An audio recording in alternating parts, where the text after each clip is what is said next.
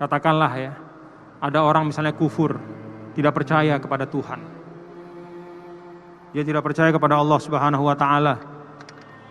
Lalu dia mengatakan, saya tidak tunduk kepada Tuhan. Nggak ada Tuhan itu. Saya bebas di dunia ini. Benar nggak dia bebas? Walaupun ada orang dengan mulutnya mengatakan, saya tidak tunduk kepada Allah, saya bebas di dunia, saya nggak percaya sama Tuhan. Tapi sebenarnya dalam kehidupannya, suka tidak suka, dia mengikuti hukum-hukum Allah.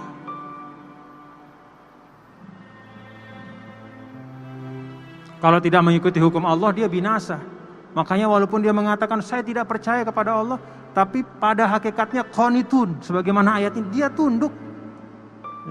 Maka di dalam ayat yang lain, tau'an au karha, suka nggak suka, Anda pasti mengikuti hukum Allah. Apa hukum Allah itu misalnya?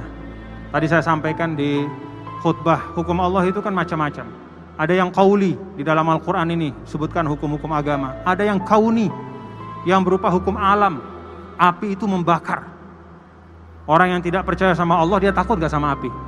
Takut. Artinya apa? Dia tunduk kepada hukum alam itu. Hukum alam itu hukum Allah juga.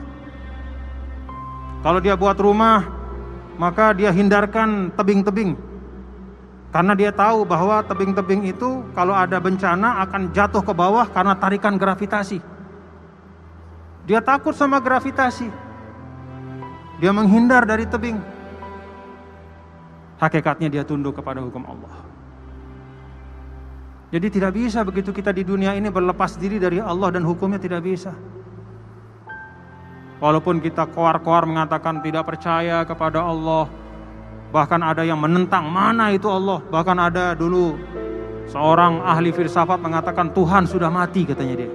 Mau ngomong apa saja Anda, tapi kenyataannya selama Anda hidup di dunia, suka tidak suka, Anda pasti mengikuti dan tunduk kepada hukum Allah. Kalaupun hukum dalam bentuk hukum agama tidak turut, tetapi hukum sunnatullah yang ada di alam dia pasti turut.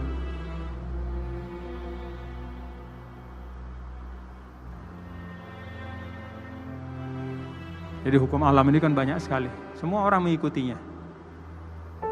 Nah inilah yang disampaikan, kullun lahu qanitun, siapapun itu, suka tidak suka, jujur ataupun bohong, ya, mau terang-terangan atau sembunyi-sembunyi, dia pasti mengikuti hukum Allah.